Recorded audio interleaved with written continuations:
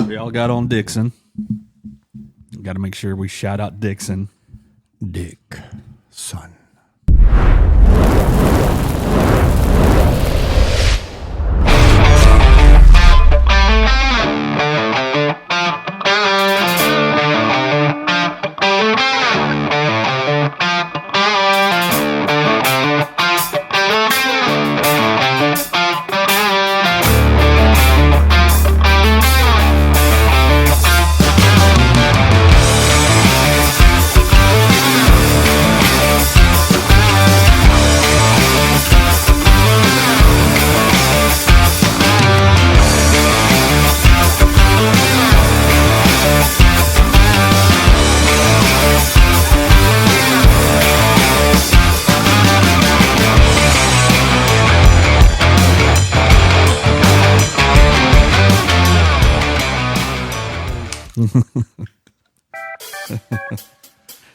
Welcome back to another episode of Southern Tulane. S2L. That is Southern, the number 2, Lane, all one word. Buck. Yo. Buck and Randy. Randy B. Buck Owens. What's up? I'm DJ. How are y'all this evening? Doing good. Man, just having a blast. Thankful for a mild day. Smell that. It smells like outside. Smells like Southern You know why Tulane. it smells like outside? It smells like outside. You smell like unburnt fuel. It does. What you been doing? Well, I know that's not what you pulled up got the in ride because today. I heard the diesel. Yeah. Yeah, I got no. You got the ride You got to today? get the riding in before the sun goes down. Yeah. It's still cold when the sun goes down. Ain't that the truth? Yeah, it's been a minute. How warm did it get down this way? We were 65 today. Yeah, it was That's easily. 7. That's what we are. That's what we were Yep. way up north. I actually broke a sweat today, walking around outside. Trying to tilt the What's he microphone doing? over. No. Don't tilt. It's not articulating. No, that one does not. That one does not. At least it sounds good. It makes your voice sound good. Yeah, when you get into it. Mm-hmm. Yeah. Again, that's what she said. So you rode? How did you do a little loop or something? Spit it out. Yeah, I got home and there was some checks in the mailbox that I needed to run to the bank. So, I got a little while. The weather's not too bad. I'll get out and ride, and just rode to the bank, made my deposit, and rode on. Nice. Yeah. I think my motorcycles told me today they were going to sell themselves if I didn't know. If I didn't get on them and figured ride. I'd see you out. I wanted to. I'm not going to tell you where I was and what I was doing. So Fair enough. Okay. But it's supposed to be sure. pretty mild here over the next couple of weeks. Or Yeah. the weekend's supposed to look real good. I've got a umpire camp to train the newbies on Saturday for a few hours, but Sunday looks good. See, apparently I don't have to know anything about calling baseball because he could teach me at camp. Let me just tell you something. Matter of fact, Brent Duffner, shout out Brent.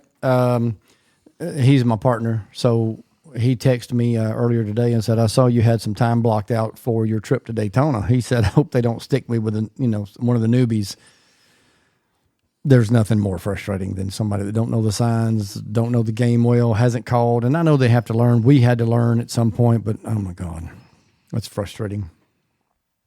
Same thing as a coach, and you've coached. We've all, when you got a new player. You think it's frustrating being an umpire, standing in the third base box.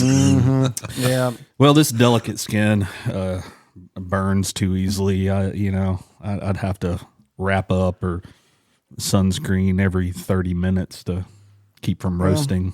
That $600 a weekend, though, sometimes can buy a lot of sunscreen. Yeah. I take that back. I'm going to start watching some baseball, learn some calls, strike. Yeah. Yep. It's all about the animation. We give, I will never forget some of my first tournaments that I called. I was kind of, I wasn't really nervous because I know the game and I played. And so I'm calling and just kind of doing it by the book, kind of stoic.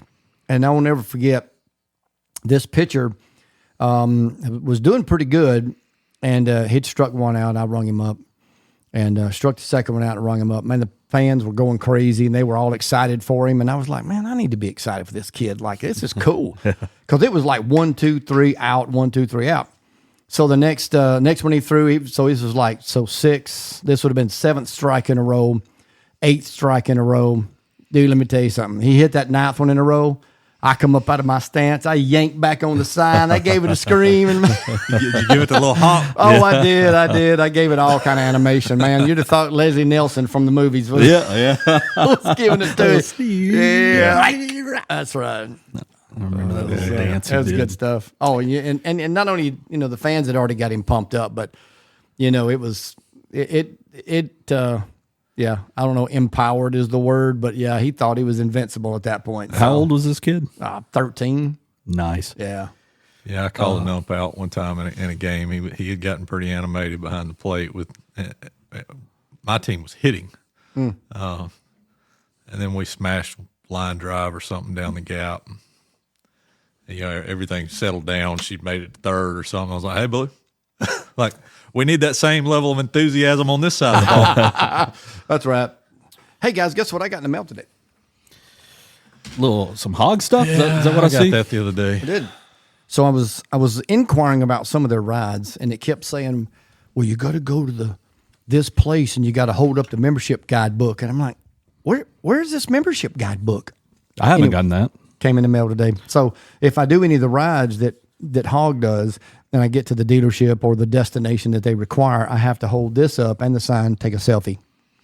I saw the one to make it official. I saw the one for the Leonard Skinner monument when I was flipping through there. That one's kind of close. Well, this one goes over all the destination challenges, and I guess I just ignored all this over the years, not really looked at it, but this has a lot to do with all the rides and things that you can do, and earn points. Yeah, oh yeah. And trust me, if you don't collect points, then that's a big deal. I've got about $2,000 worth of points sitting on my credit card right now. So if I get about 10 times that many, I might be able to buy another bike. Or a T-shirt. Or a T-shirt. That's true too. A Daytona T-shirt. A lot of probable you'll get a T-shirt for those 30,000 points. A lot of credit card purchases. I will say though that on the mileage, on the mileage topic, which is part of the membership guide, they send the badges or the patches and everything to put on. But last year I got a $50 gift certificate and a $100 gift certificate for one for each bike for the mileage I put on them. Well, I didn't realize they expired, so they did. So I called up Hog. And I told the lady, I said, look, I let them expire. I said, she said, well, we can't renew the certificate. But she said, what I can do is move those points to your Hog points. So you'll have money there. Mm-hmm. So she did that and it worked. She said, that's not what we normally do. But she said, I'll do it this time. And I said, well, I'll know next time that when I get these certificates in, they have a deadline. Yeah. An expiration date, which I think was only like 30 days from the time you get them. So how does the mileage thing work? At the dealership, because you got the patches with the 1,000, 5,000. Yeah, I get to 25,000 mile this year. So they've already sent me the email and everything, telling me what was coming, but it won't. I don't know, for some reason it takes like 3 months for it to actually arrive. So how is that tracked? You do a dealer sponsored ride, and somebody from the dealership will check your odometer and then log that mileage on their website or something. Yeah, that's the gist of it. You have to sign up, be Hog, and then at the beginning of each year, you just turn your mileage into your service manager. Okay, so I'm a hog. And she reports it. I'm a hog, but I didn't know about that. Like I've seen your patches, but yep. Mm-hmm. So if you go up to like Riders, we go to Riders, and Angel is the service person over there. Okay, I've gotten to know her to the point to where this year I just text her my mileage, and not sure if I'm supposed to do that or she's supposed to do it, but she took it. Put it in, and I got an email about 2 days later that said that they've received my information. Here's the miles I put down, and here's what I'll be getting in the mail. Yeah. So, I think the last time she reported mine, I'd gone on one of the Romeo group rides. Yeah. She checks them in. It has to come from them. You can't submit it. It has to come from the dealership. Okay, so you have to you have to do a dealer sponsored ride. That's what starts it. I don't know. I think there is some capacity with that. I don't know exactly what that is, but I know that you have to start it with the dealer. So you have to go over there and say, I want to be a part of this. You got to show your hog number. They put it in the system and all that kind of stuff. And then every January 1st or first week or whatever, Thereabouts. just turn your mileage in, and then you'll get, you'll start getting your. Yeah. And it's got, if you do a dealer sponsored ride, that there's different, they weight the points differently or something. Same thing with these events in the membership. If and when you get one, you'll go through here, you'll find that some of these are calculated out, and there's mileage recognitions, lifetime mileage recognitions, and then you kind of give you an idea about what you can do to get points, and then what those points equate to, I guess, to some degree. But it's all online. If you go to Hog 365, I think is what it is.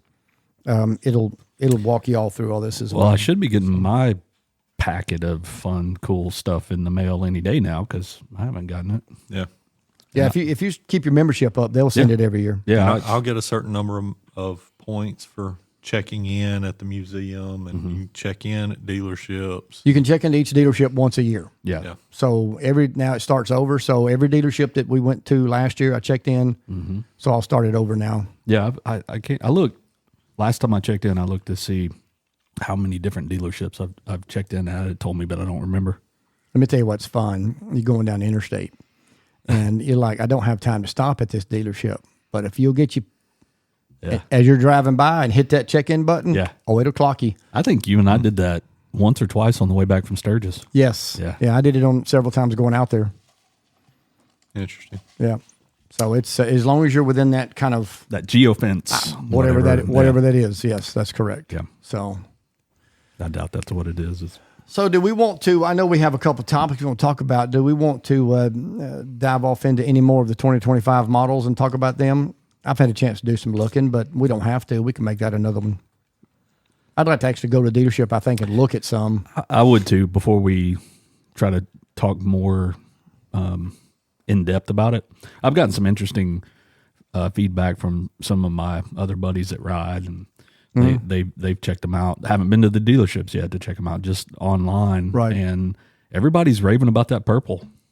What is it? Everybody likes the purple. Yeah. The poison berry is the one that I'm getting a lot of information on. The purple, There's the actual Mystic, purple one. There's Mystic purple? Yeah. Yeah, that's not the CVO one, though. That's the one that came out earlier. Yeah. But they look good. I mean, look, and it's new and shiny. It's, it looks good. Yeah. So. I mean, the only two.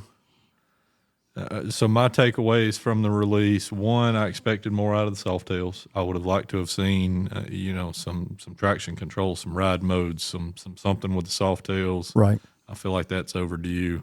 I don't know how I feel on the limited that they. Is it an ultra or is it a limited? It's an ultra. There is one more year of ultra limited that has the old. Yeah, it's got the old fairing. The old fairing. I think they had more in stock. So now on it's the shelf. a Street Glide Ultra. I like the lower fairings, but the rest of it, I feel like they kind of designed the lower fairings and gave up on the rest of it. It's kind of my takeaway. And then the ST Pan Am.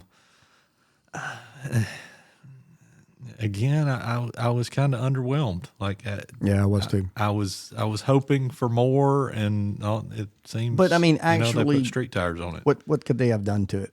Now the rumor was on the street tires. The rumor was that that's what was coming. Yeah, they're trying to match with the Duke series from the KTM and some of the others. Just they want it to be more of a, or have an opportunity to be more of a street bike for the younger generation. But I mean, you had a CVO Pan America last year that was pretty nicely done. Yeah, it looked good. I mean, what do you do to do better than that? Or, to even run along beside it. So I think they were doomed to fail with a Pan Am release no matter what. maybe. I just, I can't think of anything they could have done that would have been like, oh, another year of the Pan America. And they have abandoned in the last several years any possibilities, it appears, of a CVO and a Softail. I mean, who's to say what's going to happen next year? I do feel like the Softail is due for an update. If you look at historically what they've done, that big update should come by way of a CVO. So I think it's coming. Maybe they just weren't ready for it yet, or maybe it's just not on their hot list. But I would have liked to have seen a CVO lowrider ST introduced with, more bells and whistles. Yeah, I agree. You know me, I want a CVO breakout. I was about to ask you if you have chewed on that anymore. Yeah, I'd love to. I'd love to see. That's one of the holdouts that I did for making any deal on the 24 models was because I thought, well, they're due. It's been 7 years, and they do not have a Softail CVO with an M8 in it. All right, so all the CVOs that they did in the Softails were all prior to an M8 motor. Yeah. So does that matter? Is that on their statistical list that says, hey guys, I don't know, but I think at some point, I agree with DJ. I think at some point, I think they're going to have to, and I think they're probably going to build it up and build it up. I mean, correct me if I'm wrong, but it seems to have been a common pattern down through the last few years that they have, and we're talking about this and kind of wasn't, but now we are, that they've come with the baggers and did all of them and then went down to the Softails. And is that because when we started doing our podcast a year or so ago now, we talked about it being kind of a bagger's world today? Even you have introduced in our podcast here and go, what's up, Bagger Nation? Because that's just what seems to be predominant. Is that why? Yes, I do feel like their highest margin is probably in the baggers.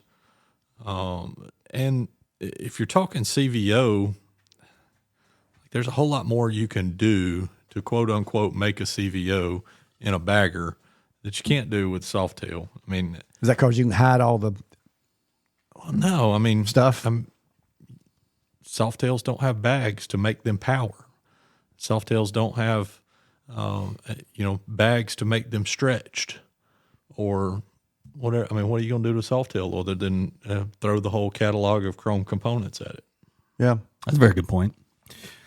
You don't do power locks, and well, it's the same thing with all the things you want to see. I want like the ride modes and all that. Granted, they could design a little dash to put up there, but they don't have all of that fairing to hide stuff. And maybe they assume that the lowrider ST rider, maybe those ride modes and stuff aren't important to them. But I don't know how you can say that. And then sport bikers are, almost every new sport bike out there has got traction control and launch control and mission control, wheelie control. Yeah, all that. And then what? I don't know. I lost my train of thought there. We had dog interruption. The Pan Am's got the traction control and wheelie control and all that in it. So, yeah, I mean, they've got the technology. I don't understand other than profit margin is going to be narrowed, or maybe they don't want the publicity of we're going to come out with this new model and it's going to be $3,000 more and it's already at the top of its game. I don't know. Now you may be hitting the mark. Yeah. So let's think about this. Does the Indian Scout, does the KZ, does the 650 Kawasaki, the Honda, I mean, do they all have all that stuff right now? I don't know. I haven't looked. I haven't looked. But I've been, every time we go to a rally, I go to an Indian dealership if there's one nearby. I went to Daytona last year, went to Sturgis. Mm-hmm. I don't think they've got any more on them than what Harley does. So is it not just a Harley thing? Maybe it's a Softail or that cruiser segment. Yeah, the cruiser segment. That's right. Mm-hmm. Interesting. At what point, would we want to see a CVO in every model? And at what point does it, I don't know, maybe dilute the, No. No? No. Randy only wants to see a CVO in the models he wants, and he doesn't want a CVO in any other model because then it would become diluted. Yeah, and that's what I'm asking. Does it? Do we see a problem with that? I do not see a problem with that. I mean, like I wanted them to stop making the Road Glide CVO. I got one. We don't need any more. No need for another one. I mean, it would make those CVOs less special, right? If there was a CVO model in every CVO option in every model, the ones that are currently, you see what I'm asking? Frankly, they've kind of already done that. Well, so to that point, if you go back, there has been a CVO about every year. Now I'm testing my own knowledge because I've done some look into this and some research. I think there was a couple of years that they went through where there wasn't a CVO in everything. But the last several years, there's been, the Street and Road Glide both have gotten one. Mm-hmm. Now the Pan America. The Pan America's gotten one. No trikes, though. My right? understanding was historically it was the CVO line in the Street Glide, the Road Glide, and then one other. And they would change up that one other every year. There has been a CVO Tri-Glide. There has been CVO Breakouts. There has been CVO Heritage. Yep. There has been CVO Fat Boys. V-Rods. And some of the bikes that are not, I don't think are in production anymore. Yeah. But I guess the past couple 3 years, I haven't seen anything other than the baggers. What we currently know, and it will be. Well, it'll be Street Glide, Road Glide, and occasionally we've gotten, or have they always done the Ultra Limited and a CVO? Well, I think CVO they have limited. Up until the last couple of years. There has not been a true Ultra Limited CVO since 21. Okay. Nope, 22. In 21 did 22 because 22 had the yellow Road Glide, which was full Ultra Limited, and a couple of more.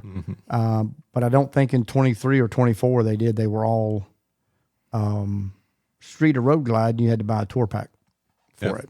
So never had a Road King CVO? Yes, Yeah. they have. Oh, yeah, absolutely. Did y'all say that? I missed it. No, we didn't, but they have. Yeah. Well, one of the bikes that's currently in heavy production that I don't think there's a CVO model of it in its current FLX number or lettering is the LRS. Yeah. Because it was something else years ago that now it's not, but they have not yet produced a CVO in that particular acronym or that particular And it's such model. Especially very popular. the ST, very, very popular bike and kind of a cool bike. I kind of like them.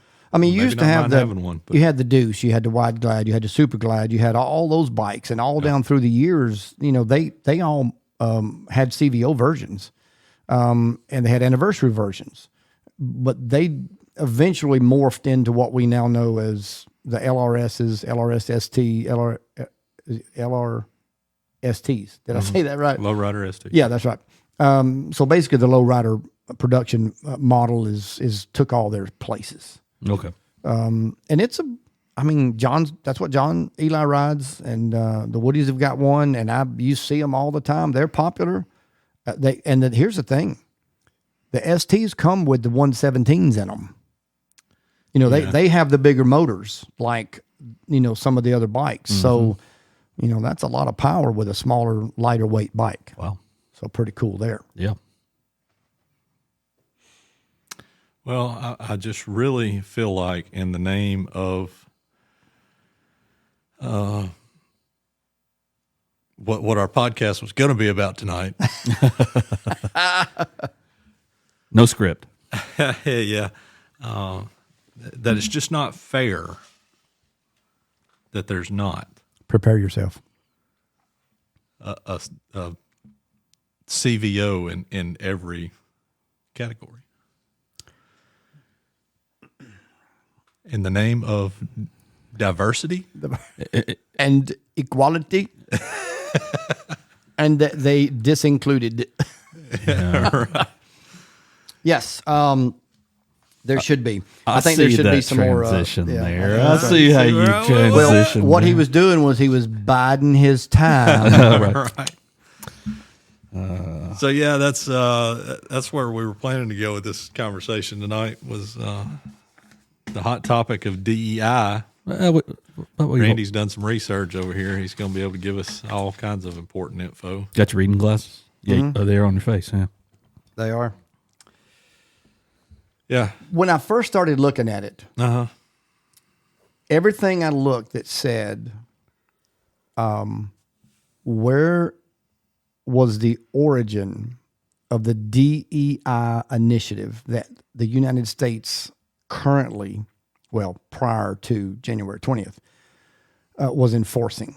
Okay, so this is going to be interesting to me. What'd you find out? Everything I found out said that in 1960, John F. Kennedy signed it into place. And I'm going, no, thank you. That's not where it came from. I didn't learn that in my history class. That version was called affirmative action. Right. And they want to peg the DEI to that. They want to tie it into that. But I've got news for you. Completely different. It is nothing close to what John F. Kennedy and Martin Luther King wanted when it came to affirmative action and equality for folks in 1960. Right. Yeah. It has morphed into something detrimental to this country. I really feel like people have missed the boat so much on that because, we're in Alabama, right? And the heart of we've been civil rights world. Yeah, exactly. Yeah. But We're Facebook 2.5 hours or whatever north has been- of Selma, right? to give everybody kind of a geographical where we're located. So Trump we're all rolls about it. back the DEI stuff, and have y'all seen the just insanity that's been going around about Trump saying we're no longer going to teach the Air Force about the Tuskegee Airmen? Yeah. Yeah. I'm like, that's not what he said. That's kind of like when all the statues were taken down. We're no longer going to teach about Andrew Jackson.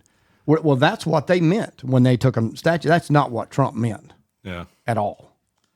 it's People are losing that was their taken minds. way out of context.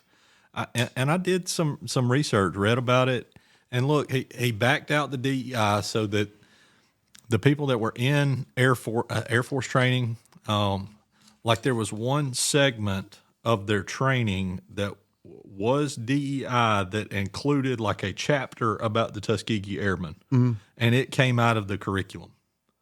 And so everybody's like, well, he doesn't want anybody to learn about the Tuskegee Airmen. No, that's not it. It was included in this curriculum, and he backed that curriculum out. And then by the end of the week, it had been reintroduced in another segment of the curriculum. The Air Force put it back in. Yeah. But everybody took that one little snippet and said, okay, we're going to run with this. That's right. It's no different than somebody taking, your wife and mine are teachers. If they decide they're going to no longer teach from a book and that book is removed, well, who's to say there's not something in that book that could probably be taught?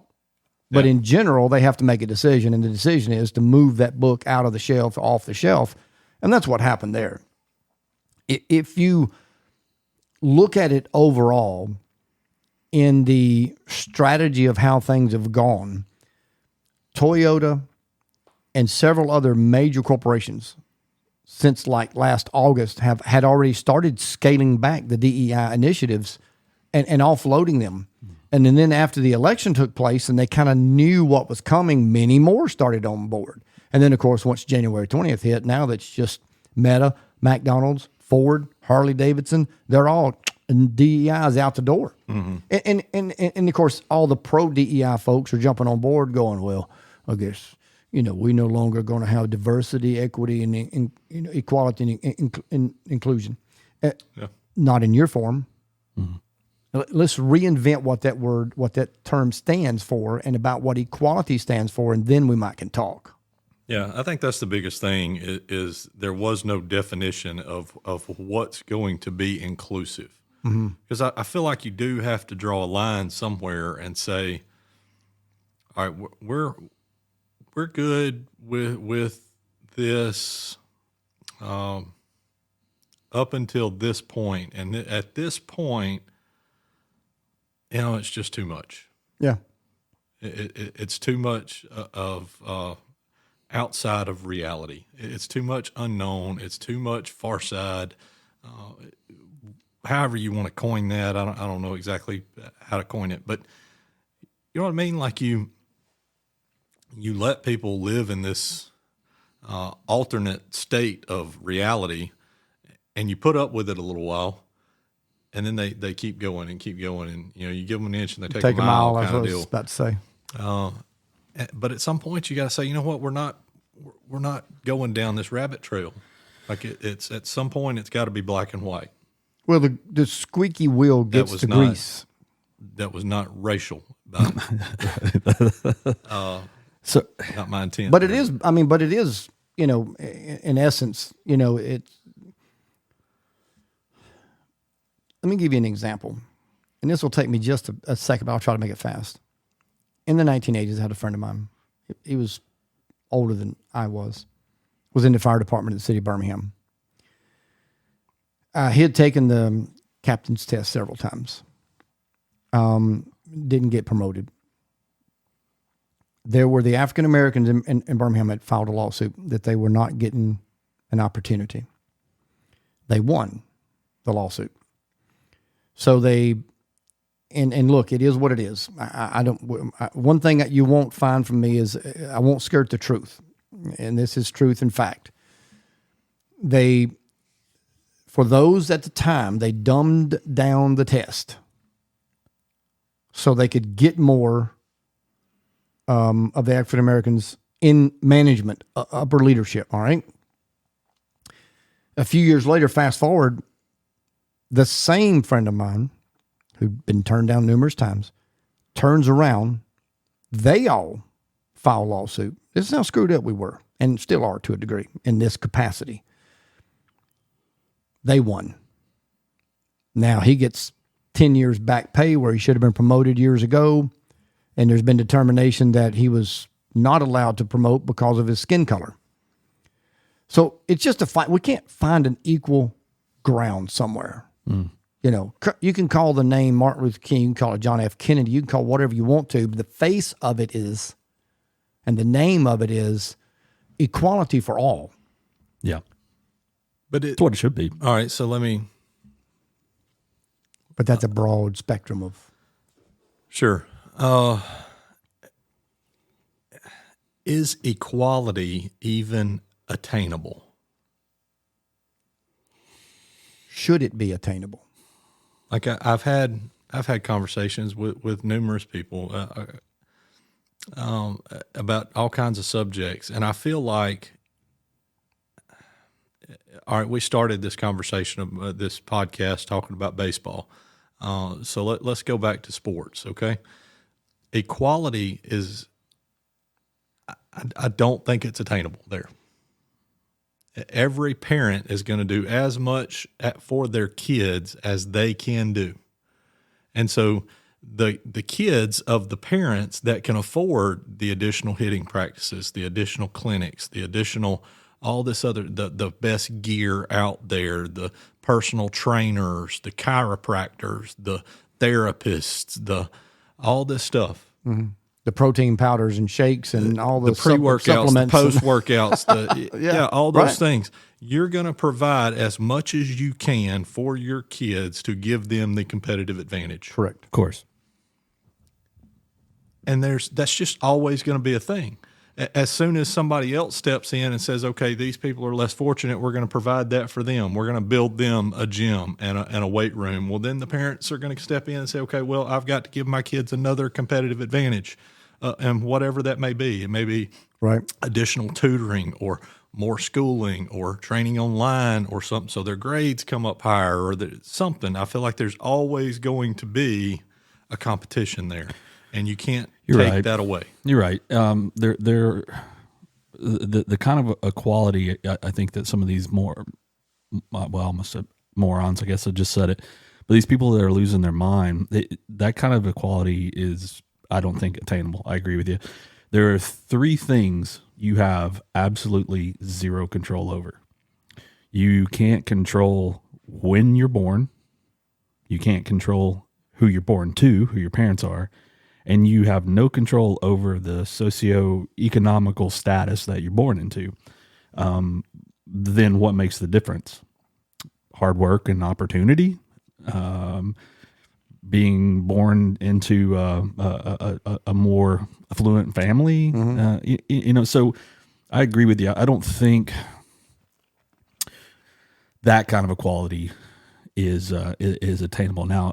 Equality in our approach to human rights, basic human rights, I maybe. But when it comes to my opportunity over your opportunity, yeah, I think it's a hard sell. Yeah. It's hard to,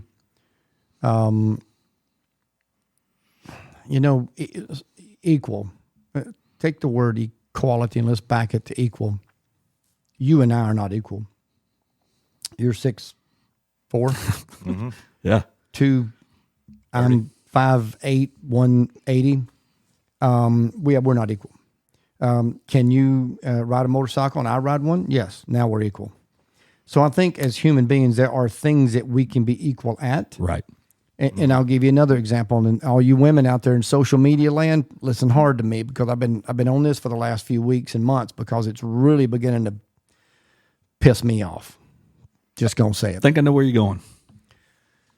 Women spent decades. We want equal opportunities. We want equal pay. We want, don't objectify us. Don't demean us. We're not a sexual object. All right. I knew where he's going. And they made a lot of progress. Yeah. That was needed. All right. Let's just go and say it was needed. Are they equal to a man? No. That's a long drawn out no. Can they do some of the work? Maybe, but the results won't necessarily be the same. So we can argue and discuss that for days on end. Well, my point about this is that we push so hard to, and now we live in a social media world that all we can do is see jello jiggling and camel toes running all over social media. And we've just reverted right back. Don't objectify us, but watch this. Look at here. Yeah. Do you like this?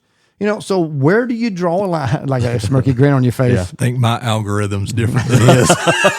No. Yeah. It's there. It's there. Yeah. Whether you want to algor it or not. So the problem is that we are equal in our minds when it's convenient to us. Oh, 100%. So it's kind of like DJ said, I want a CVO in what I want, and that's really all the ones that need to have CVOs. Yeah. So I need it to be equal, and I need the playing field to be even when it's concerning my stuff. Yeah, that's right. The rest of it, who cares? Give the advantage to John, Joe, Jeannie, or whoever. Man, we deal with that every day, though. But don't we? It is It's a big deal when it affects me. Right. That's right.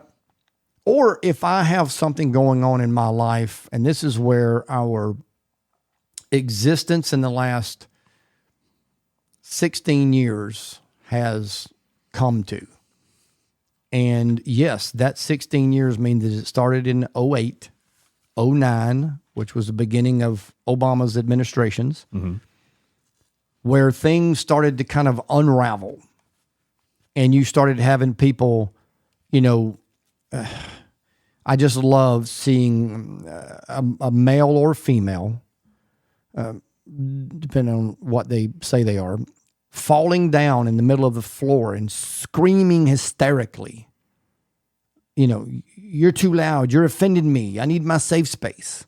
Where did we come to that that's okay? Back to the DEI stuff. We're human. And that's how God made us. Or whomever your creator out there you believe created you, spit you into existence, or whatever.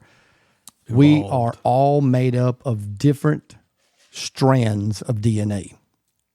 And when you're different, listen to me now, I'm about to say something really powerful. When you're different, you're going to be different. I mean, I don't know what else to say. There's three of us sitting here. We don't look alike. There's a few parts of our bodies that are similar. without getting too, they probably don't even look alike. All right. You know, if Jeremy was here, he'd be talking about bleaching his booty hole. Oh, right? man. Probably shouldn't be talking about that. I'm not sure. Kids don't listen to this. He did it in text message the other night. Point is that we're all different and we're all going to be different. Of course. See, Where we have entered into the new society is that I want to be different and I want you to approve me. that's, yeah. So that's a good segue into what I wanted to bring up tonight, because I told y'all something. You know, this hadn't really hit really close to me yet until this week. Mm-hmm. Tell us about it. All right, so you know, last year when I started my little martial arts kick, there was a woman in one of the martial arts classes, nice lady. She started a little after me, but basically the same time. So we were kind of coming up through the ranks, if you will, together. And then part of the way, halfway through December or so, she quit showing up. Nobody really knows what happens. And then this week rolls around and we have a meeting and they say, hey, this person's going to be coming back maybe, but she is now he. And we just want to prepare y'all. We're not certain that that's what she wants to do, but if she does decide, just know there's a new name and this female is now male. So I got to sit back and I go, okay, this is weird for me. You know, and y'all,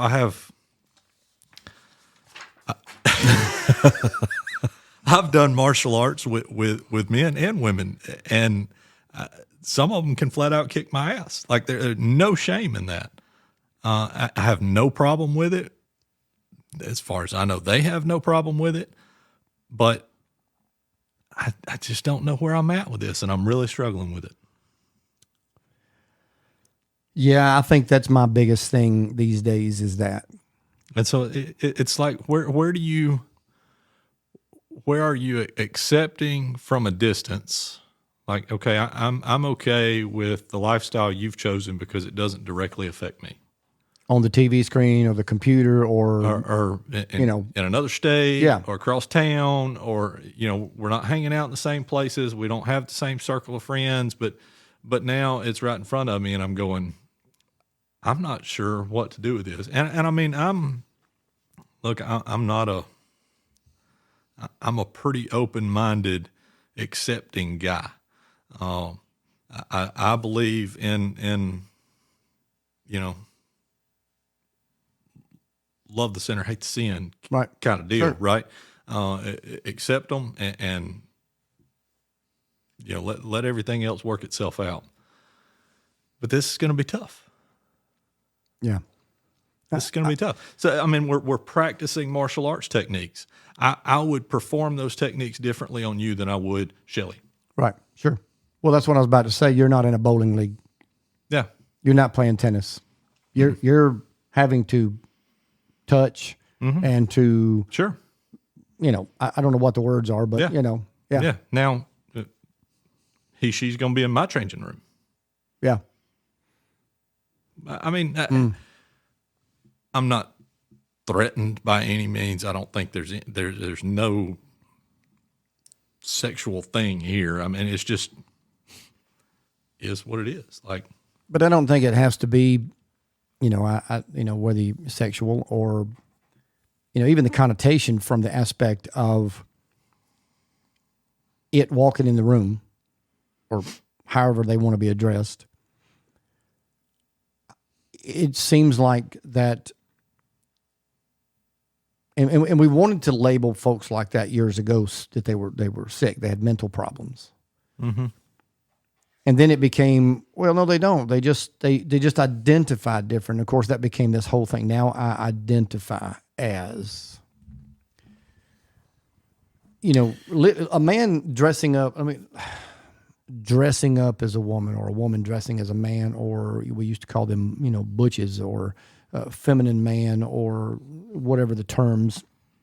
I'm sure if I go too far, then I offend somebody, so we'll try to stay refrained.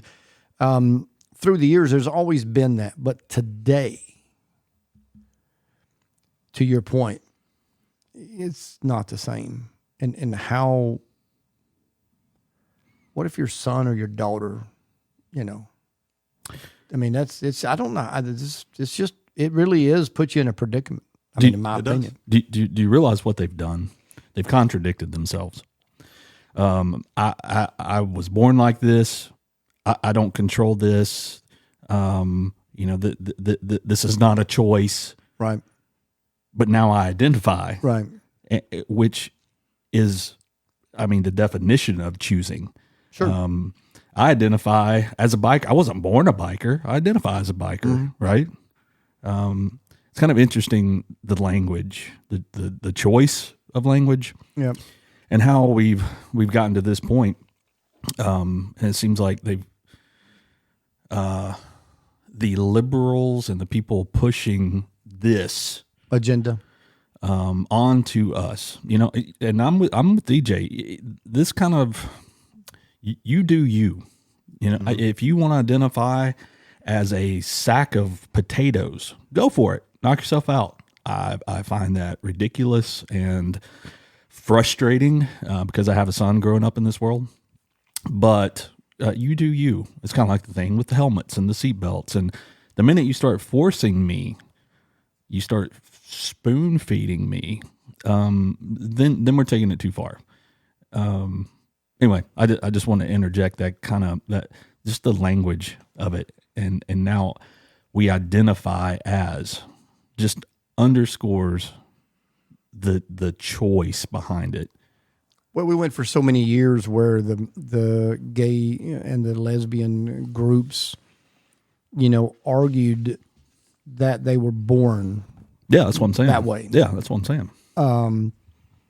And I guess that could be, if there's a such thing as a legitimate argument, maybe it could be. There was never a fight and an argue where they wanted to change their genitals, or identify, even though they may have dressed more tomboyish or, whatever. But today, in the last really 4 years, maybe 5 years, it seems to have taken an exit off the interstate and gone in a direction that I don't know that anyone who helps define what DEI is or affirmative action was prepared for. Because that is, I guess, the ultimate question, DJ. You asked it earlier in our conversation. What does that mean? What does equality or diversity or inclusion, what all does that, my boy's mom, we were married for 22 years. She's in HR. She does human resources employment law. She eats and breathes and sleeps that stuff every day. And I tell her often if conversation ever goes in that direction, that I can't imagine what she's going through today. For the most part, she's a conservative woman, but, you can't have conservative views or liberal views. You can't have any views when you're in, that type of position. Neutral. Sweden, Switzerland. Yeah, that's right. I don't know. Sodom and Gomorrah. Tough. I mean, in that room full of people, I'm not so naive as to believe that everybody in there has the same worldview that I have, or that we're all, like-minded in that manner. We're not. I know certainly we're not. But there's a difference in, I voted Republican and he voted Democrat, and now we're going to wrestle. Yeah. It just doesn't come up, and it doesn't matter.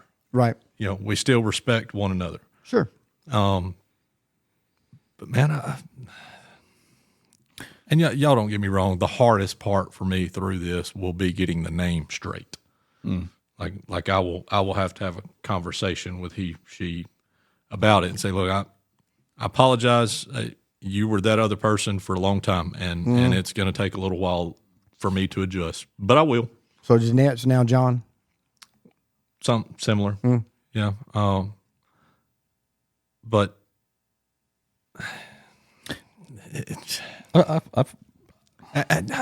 the struggle for me is like, how far do you let it go before you go, yeah.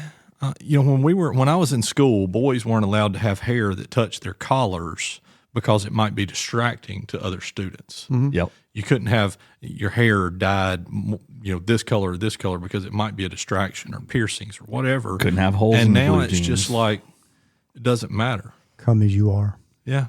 Or as you want to be. Whatever you want to be. And I think that's the part that I'm struggling with, is at some point, like, you're imposing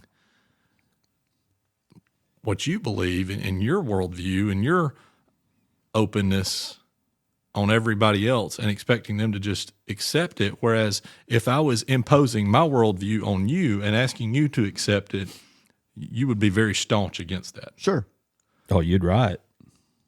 Exactly. And Well, I think and that's the part that bugs me about the whole thing, is it's in my face and I've got to suck it up and take it, or exit that arena Find somewhere else to train. Yeah. And this is a privately owned why business, is that right? equitable to me?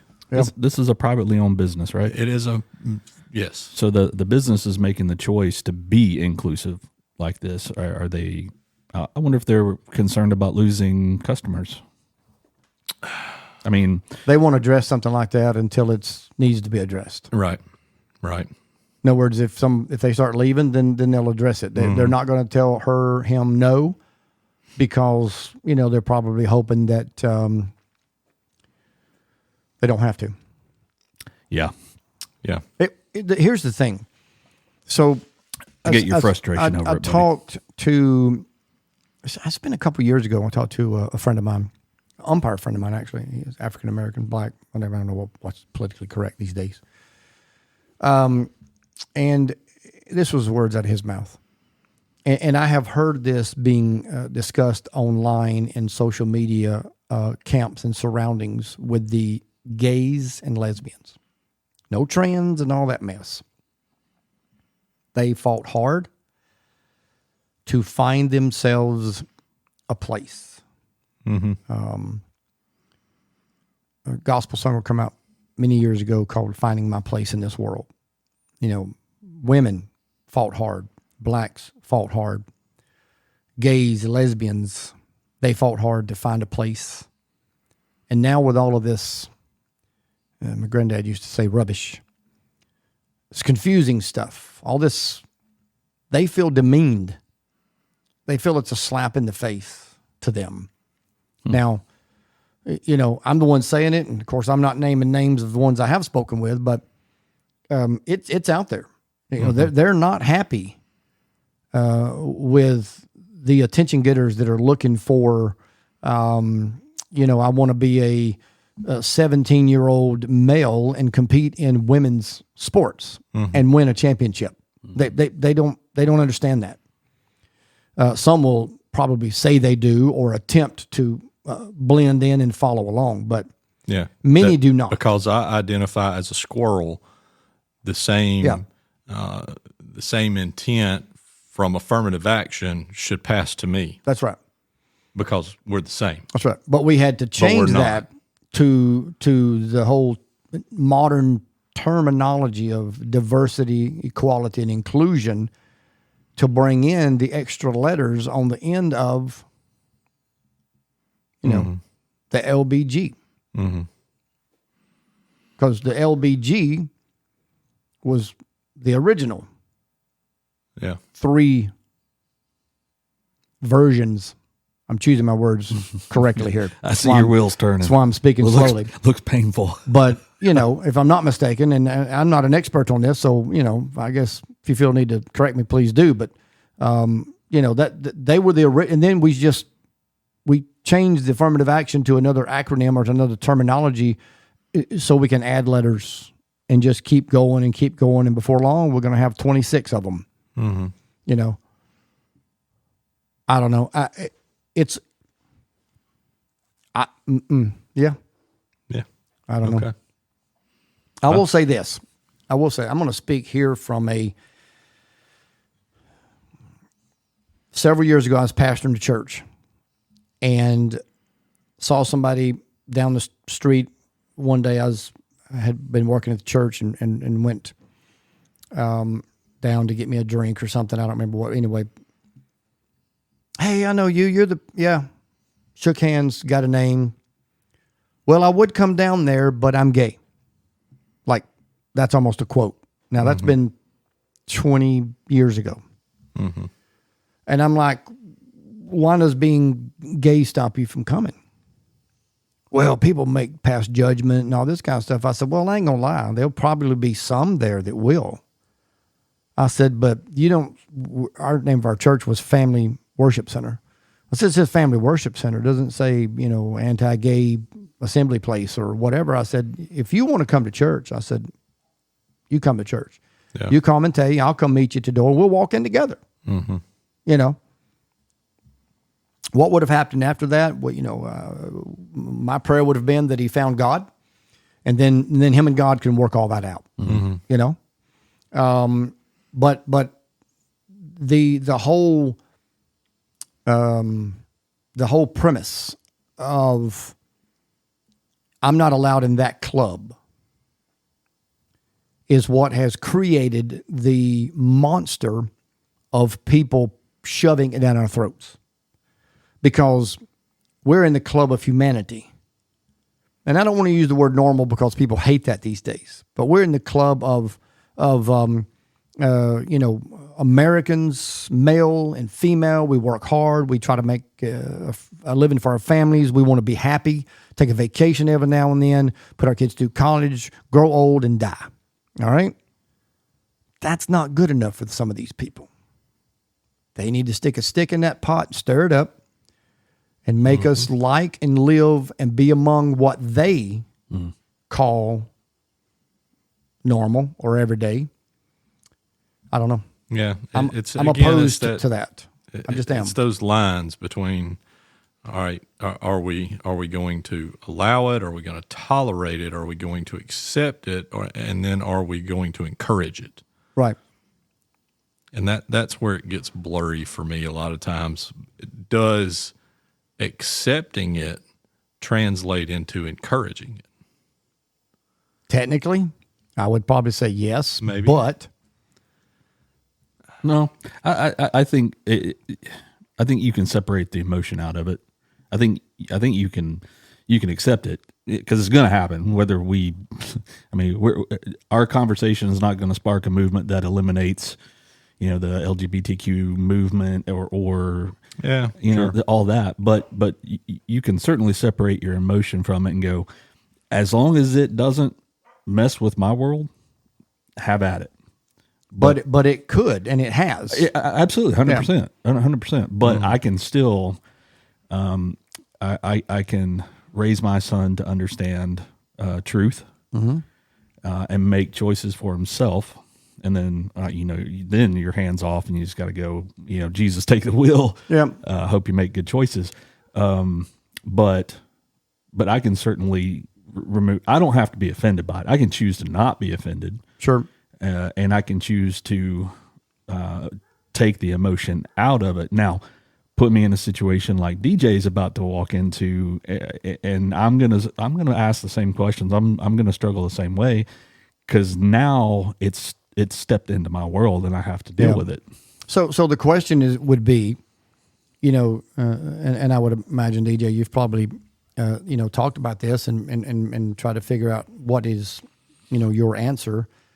But, they are allowed to do what they're doing as far as, hey, John Doe of, so-and-so dojo, I'm coming down I want to be a part of, but hey, I have some news for you. Mm-hmm.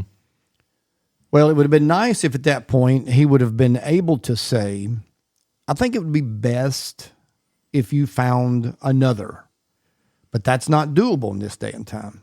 Right. So he calls a group together and he tells you guys that it's coming. Didn't ask for your vote or opinion, I'm assuming. He says it's coming. So where do we step back and get to draw a line that says you get to state your feeling and opinion about it? Yep.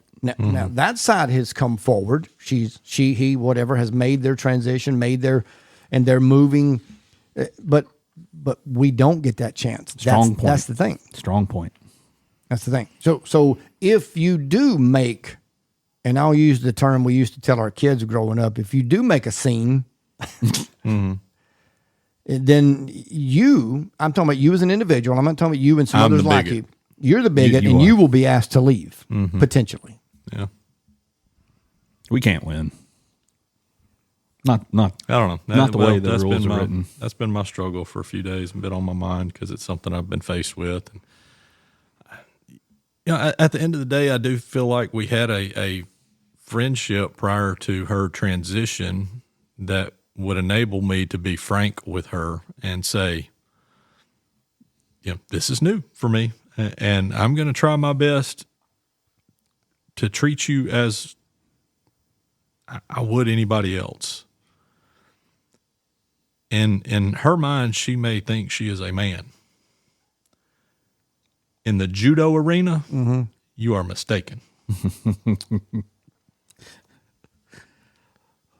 I mean, yeah. And so,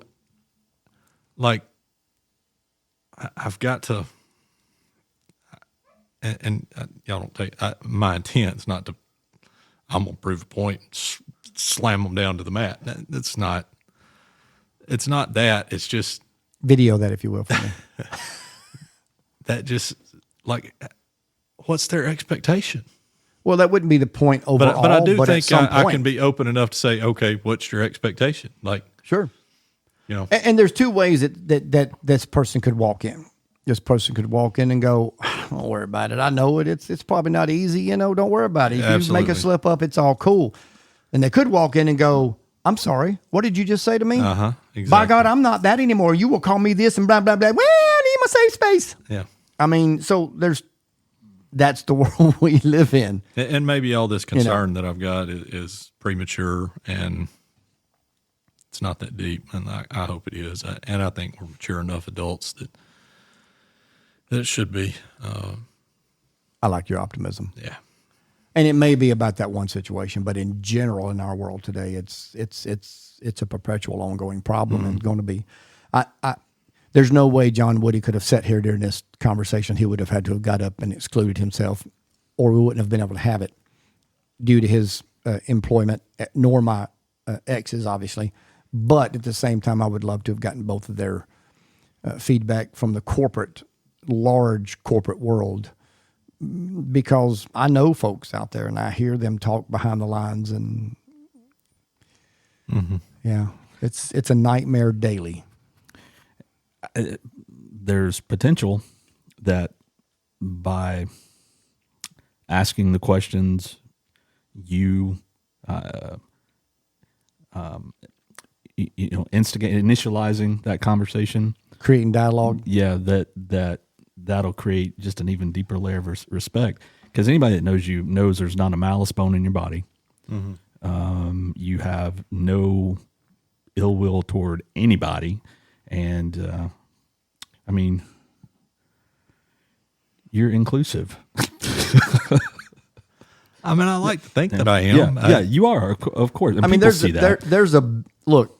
And I think someone would respect that, hey, look, this, there's been some changes now. We've been made aware. Help me, educate me, if you will. How do you want me to address you? We start sparring, things can, I think just bringing that up, approaching that conversation from, hey, you don't even have to say, I don't agree with this, but help me understand. I think that's going to go a long way. And then it could be just the opposite. Why are you talking about it? It's No, none of it your won't be. business. Let me do what I want to do. You do what you want to do, and we'll figure it all Yeah, out. why are you even bringing it up? Yeah, But if you were, if this is an attention-seeking individual, and they did this because there's something missing in their life, yeah, that's how that's going to turn out. yeah, I can promise you that. But- But if they're just, I don't know how this needs to come out. So let me close my eyes and think. If they changed it because it was for them and it was something they just felt like they needed to do, and it was, I'm going to use the word sincere, then yeah, maybe it's no big deal, and maybe they address it and move on. It's like, yeah. and DJ is keen enough. He's aware enough. He can discern that in the moment. Yep. Yep. I agree. Lots of things over the years and decades. So, well, we're soon going to be 250. We'll be 250 years old next year. July 4th, 2026. America will be 256 years old. 250 years old. Yeah. There's a lot of things that we've come a long ways, and a lot of good things. We may have taken one step forward and two steps back in some other areas. But as a civilization, if you read history books, and that includes the Bible, things like this in some capacity have been going on since the beginning of time. Oh, of course. Well, there's nothing new under the sun. Yeah. I mean, Sodom and Gomorrah, Jericho, Old Testament cities in the Bible, they were just full of Craziness. different people. Craziness. Different people. So it's just now we are entered into a part of the world where it seems like that society has given these types of people a lot of boldness And a platform. to scream from the mountaintop that they need you to like and love who and what they are. And I think that's where I have to draw the line. I really do. As an individual, do what makes you happy. Do your thing. Like you said, guys said earlier, do you. Yeah, please do. But when it starts to bleed over on me and you've got to see me like it, and if I don't like it, that just upsets you, then we have a problem. I don't know. All right. Man. Where are we at? Come up How for much air. time we got left? Well, we've been about an hour. Yeah, about an hour. So that's roughly. it. So we let's do a little nugget here on kind of on a little bit brighter note Yeah. to end End on a it. different That's note. right. What was that you said, Chris? When we were going back and forth with ideas, DJ said the DEI, and then you said something else. I didn't want to overlook that. So if that's there, let's use that. If not, I've got something. Let's look at that text. Randy and DJ. He's dead. I hate that. Yeah. Where did dang. I had mentioned, what is it to be a biker? Yeah, we talked about that. I know we talked about packing and traveling and kind of what you normally take, and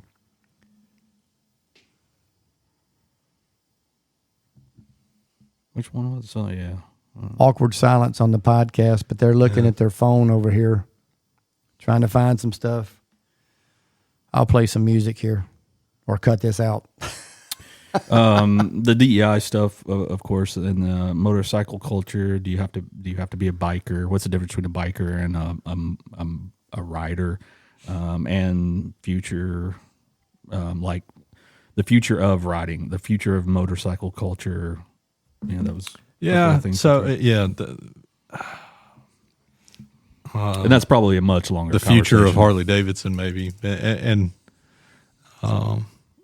when I was giving that some consideration, and then I mentioned earlier the lower fairings that I like. Yes. I do think that the lines they're going for. So did they modify those? Because I didn't. I Yes, haven't noticed that.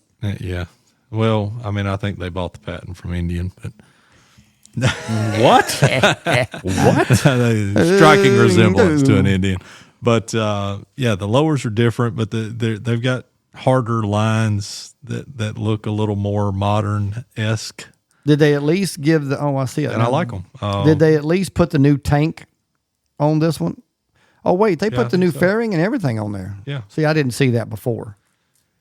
Okay, so the new tank has the new lines. Got new fairing. What the fairings? It looks like a gold wing from the front.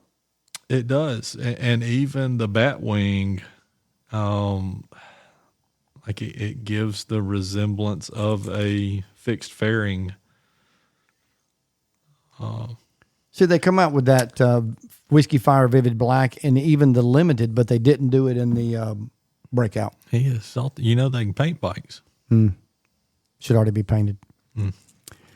That's not bad looking. I did not realize that because last year the Ultra Limiteds were the old.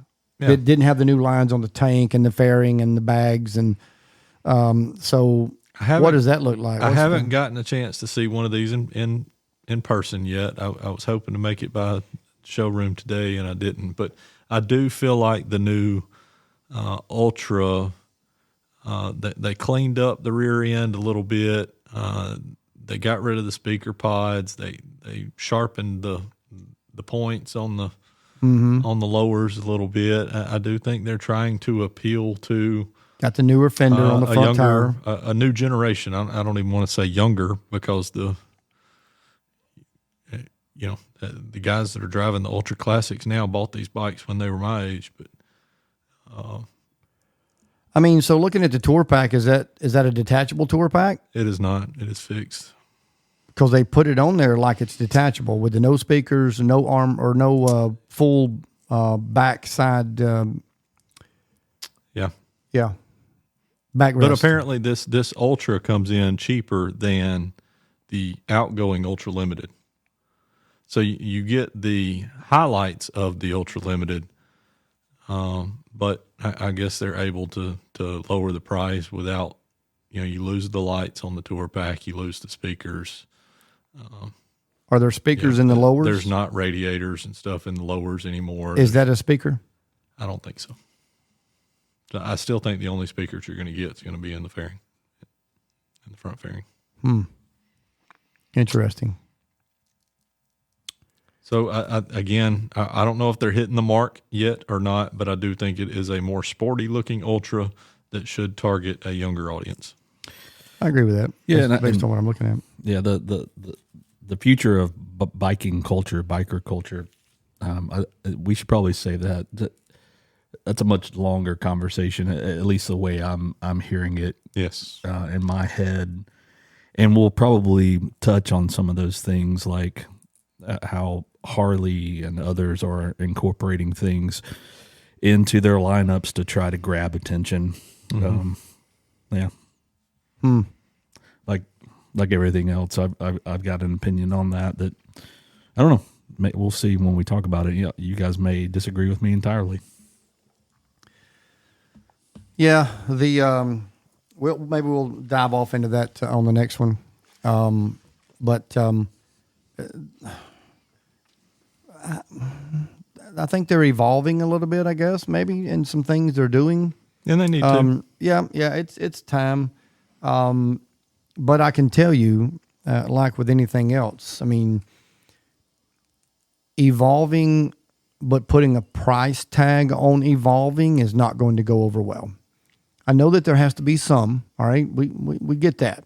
It's no different than, I've got a 2-year-old, 10-year-old truck, whatever. I mean, if I go buy a new one, well, the price tag comes with that. And I get that. But last year some of the bikes went down $2,000, and this year they came back up $2,000. Well, they just wanted to give a year off. I mean, Yeah, I honestly, I do think it's a new model, and we need to entice people and get some of them out on the road, because this new look's going to take some time to grow on people. And it has. It's worked for me. When they first came out with the new, what was it, 23.5 models, I was not in love with them. But now you start seeing them out on the roads, and you see them in the rides, and you're going, I see the appeal. Well, and people are doing stuff to them, which also adds to it. So you, like you said, they can paint a bike, so people are, the Platinum was one that nobody really liked it. Whiskey Fire that year, Harley had a Gunslinger do it, but Harley themselves painted the Platinum one. So everybody was taking the Platinum one, and even the dealers were taking them and having them painted to customize them up a little bit. Yeah. But some of these look pretty good. So yeah, I think they've got the Blue Burst, which they've had a blue around similar to that royal blue look for a while. So really the Whiskey Fire and Vivid Black. But one of the big things that they've changed is they went back to offering chrome, because that's something they got away from. Yeah. Randy's currently considering whether he wants a new one or not. No, never know. Yeah, maybe, I don't know. There's always a maybe. All right, guys. Sign us off. It is, this will be out, by the time this comes out, it will be February the 3rd. We are supposed to have a good weekend coming up, so maybe next week we'll get to talk about some riding that we do. We're actually going to see in the 70s, supposedly. Don't know how that's going to go over, but hopefully wherever you are, you're seeing some good weather and getting an opportunity to ride. Go do a hobby. Go play golf, tennis, fish, jiu-jitsu, whatever it is you do. Enjoy life. Be happy. Raise a family. Whatever you want to do. Just love one another. Say something supporting. Give a compliment to someone. God bless you. Love each one of you. Take care until the next time.